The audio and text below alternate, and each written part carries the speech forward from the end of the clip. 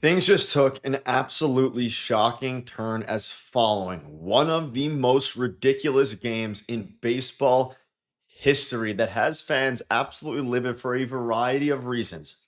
We have some huge new updates to go over that people aren't talking about from yesterday's game that has huge implications into tonight's game. We're going to break down exactly what those updates are and discuss what it means going forward, as well as the debacle that has fans livid surrounding some of John Schneider's decisions. We also just have a ton of updates following what was a very late game and one of the craziest games we have ever seen. But before we get into it all, folks, if you're part of the percentage who aren't subscribed to the channel, quick reminder to hit that subscribe button. Obviously, your guys' support's been unbelievable. Folks, yesterday's game was ridiculous. Now, I wasn't live for the game. I didn't have a video after the game. But let me tell you firsthand here, I was up till my time, like at 4 or 5 in the morning following that game. It got super, super late, and ultimately it ended with the Freddie Freeman walk-off. But it was a ridiculous game, genuinely absurd, and exhausted this morning is a word to use. But let's dive into some of the updates. Now, let's start with George Springer. He left the game yesterday with, I guess, what was considered now right side discomfort,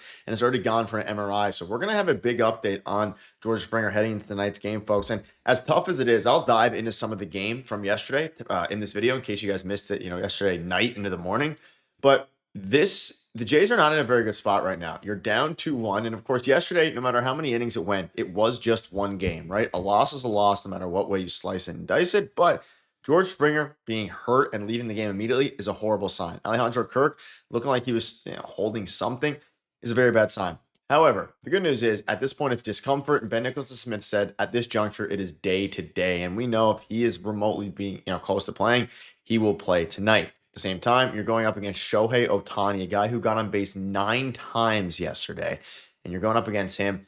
This is a must-win game today for the Toronto Blue Jays. But surrounding George Springer, I guess some good news. He's not again, the MRI hasn't come back yet as of the time of recording, but of course that could change. If it does, let me know down below what your thoughts are. But right side discomfort, and boy oh boy, it was wild. Now I have a ton of things to go over. I just showed you guys some some tidbits here, but let's first of all go into a few different things. So obviously Shane Bieber yesterday was warming up in the bullpen because they had gotten down to Brendan Little, who ultimately gave up the home run, the walk-off home run.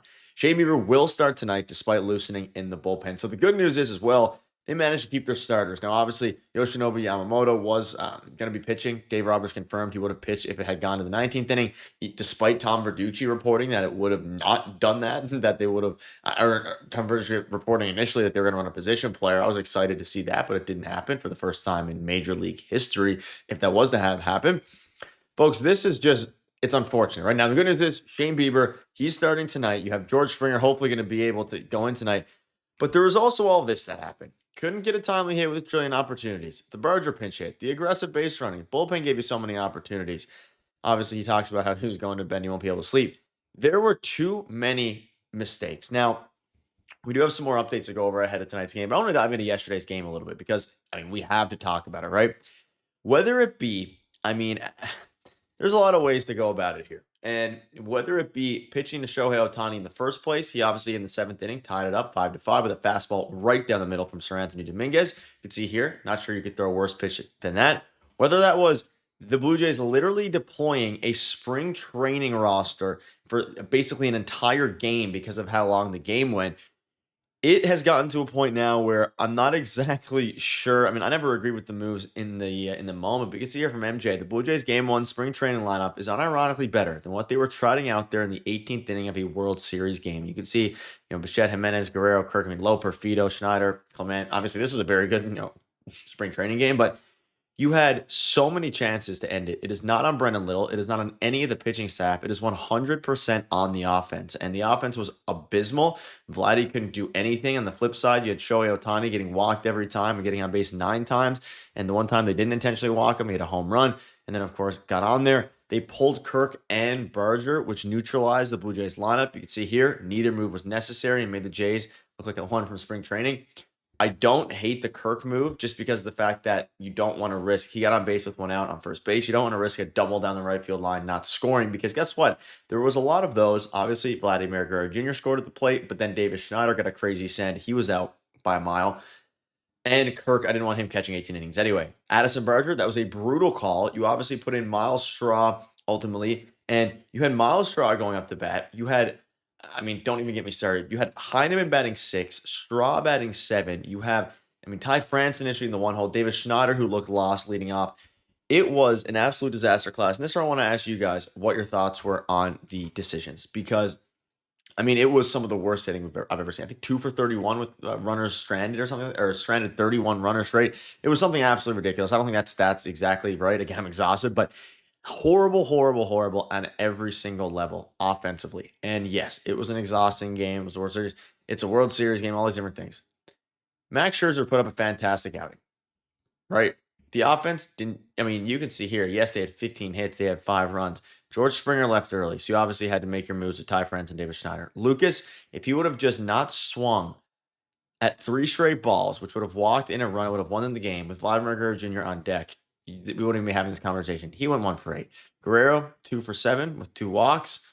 Bichette, 2 for 4. He got lifted super, super early for IKF, which I can't necessarily, fully disagree with. His knee clearly was bothering him. He was limping on his RBI single where Vladdy scored from first. I mean, Versho wasn't great. Kirk was fantastic. Berger was fantastic. Everyone else sucked, right? Like, Clement had the worst game ever, worst time rather, to ever go 1 for 8. Now, I'm still very positive, right? I still think this team can win. I'm not a Debbie Downer at this point, but you look at what the pitching staff did. I mean, they're through almost 300 pitches, dominant from Eric Lauer, dominant from Braden Fisher, Jeff Hoffman, Chris Bassett, Louis Vernon, all these guys. It's so many good things.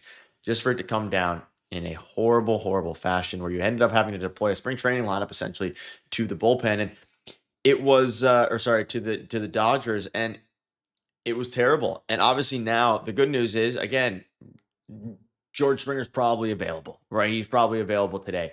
You have to go out and find a way to win this game. Your bullpen is going to be absolutely toast. Like, Lauer's not going to be available. Will Hoffman be available? Like, yeah, but he's thrown 33 pitches. What will his arm look like? Now, you can say the same thing for the Dodgers side, but they didn't throw quite as many. I mean, they threw one guy who's I've never even heard of before, and Will Klein, and he threw almost 70 pitches, pumping 100 almost. Like, ludicrous stuff. Obviously, Mason Flaherty, they were up 4-2. The Jays were up 4-2. They were up 5-4, and they could never get the win. And it sucks, right? And at the end of the day, so many things have gone wrong for this team, but at the same time, so many things have gone right for this team to put themselves in a position to now bounce back tomorrow on the road, win 1 game, and you're guaranteed yourself back home. That's what I've been saying, win 1 game. But let me know down below what your thoughts are on John Schneider's decisions, on, of course, what was a brutal, brutal offensive display, whether or not John Schneider made the right calls, which he didn't. The offensive display was terrible. They need to figure it out at this point. And this isn't to say that, doing what they're doing is easy, but you got to find a way to get a win. But at the end of the day, I have full faith into your game tonight. Let me know down below what your thoughts are on all this, folks. And let me know how late you guys stayed up yesterday in your own time zone. For me, 5 in the morning.